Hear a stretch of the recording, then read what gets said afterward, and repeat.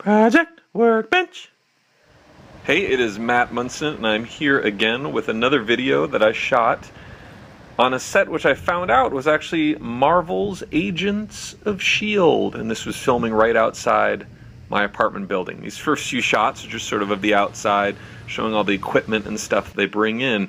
Amazing how much stuff goes into producing just a 42-minute TV show. There's a whole lot of people involved, and man, just so much going on. Here we see the extras still mulling about in the courtyard. For almost the entire day, they were filming this little sequence that happens out here, which I found out that guy sitting on the park bench is a Kree, or is part Kree. More on that in a minute. And someone is trying to kill him. So this guy who's standing at the little hot dog vendor with that umbrella on top of it is there with a rifle, and he takes a shot at him. This Kree guy has a suitcase with him. Who knows what's in it? And the guy takes a shot at him, and that's sort of what they were filming outside. A few shots of the crew, just getting a good scan of what's going on. Here they are blocking out a shot. That's an industry term, by the way. It basically means doing a walk through our practice run. So that bald dude with the suitcase, more on him later. There's just some shots of the crew hanging out. It's got some grip. Got a camera guy there. Some of the seats that Nick. I don't know who Nick is. I see no one on the IMDb page with the name Nick. I was hoping it was like Nick Fury, but alas, Samuel L. Jackson was not on set today. Kind of a wider shot of sort of the base camp on set. There's a lot of activity going on around there. All kinds of people mulling about, hanging out, waiting for action to happen.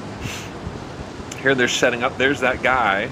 There he is. I don't know who that is, but he is holding in his right hand a kind of futuristic looking rifle. He's obviously got a handgun behind his belt, and he is the guy who is for some reason trying to shoot the bald dude, who is either a Kree or part Kree, or has been infected with Kree DNA. No idea. By the way, that's pure speculation. And you'll see why in a little bit. I don't know for sure. I haven't seen a script. I haven't read anything. So they're rolling on this shot right now. And what I believe they're doing is they're setting up for like a VFX shot. And they had all the extras stand still. So the camera's backing out. I think the camera like pulled out of the tip of the rifle. And so now the camera's moving in to the alien's head. And then you can kind of see, you can barely see the alien's head snaps, and then all the extras come to life and start running around. So I think that was sort of like a bullet's eye view of the bullet leaving the rifle and heading for the dude's head. So there's another little shot of him just lounging around, waiting to be shot. So amazing how all these people, like even those bikes in the bike rack and those chairs in the park, that's all part of the production. Those are not there usually. Kind of made me realize just how much work goes into something like this, how many different departments have to participate to make this all come together. This is a different angle. I'm up on the sky deck of my apartment complex looking down. Oh, there's some wardrobe stuff. That's the shooter dude's jacket. I don't know who he is. Mysterious character. Again, just another different angle of the production. I don't think. Oh, you can see the production office. Excuse me, not the production office. The leasing office, which has a flag of Washington D.C. in front of it. 3 red stars and 2 red stripes. So my guess is they're shooting action out in the courtyard, which is set in a park, and they're also shooting action in my lobby. Oh, hey, look, there he is, Phil Coulson, Clark Gregg, and Sky, played by Chloe Bennett, kibitzing out in the park.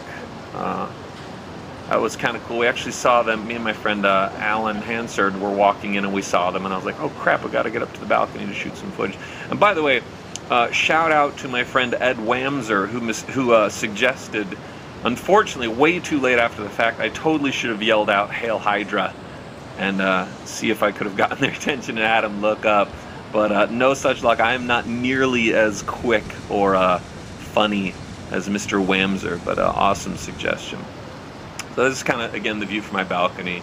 They're there just hanging out. They probably just got called onto set, which, as I was saying, I think was the lobby is doubling as some kind of embassy or some kind of Washington D.C. Office or something. I really have no idea. But there was a bunch of broken glass.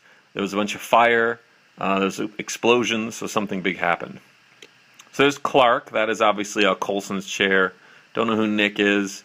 And this, I think this might have been like a script super and maybe a makeup person. They were just hanging out, waiting to be needed on set. There's Agent Coulson being wrapped for the day. He's just on his way out as I got this last shot. Say goodbye. Thank you. He's being walked out to one of the vans by a PA, no doubt, so he can head back to base camp, which is what I had on a shot of earlier when I was up in the sky deck. The base camp was on the other side of the street behind 7-Eleven. It's just amazing how much goes into producing this television show. It's when doing a location shoot like this, just a huge logistical effort to pull something like this together. I can't imagine how trying it must be being a producer on a show like this. So if you don't like spoilers, I already gave a bunch away. But the next shot coming up is pretty darn interesting and is something for the ladies, I might add. So here we see the bald dude who is whose arm is blue, and he looks a lot like the dude that we saw floating in the tank last season.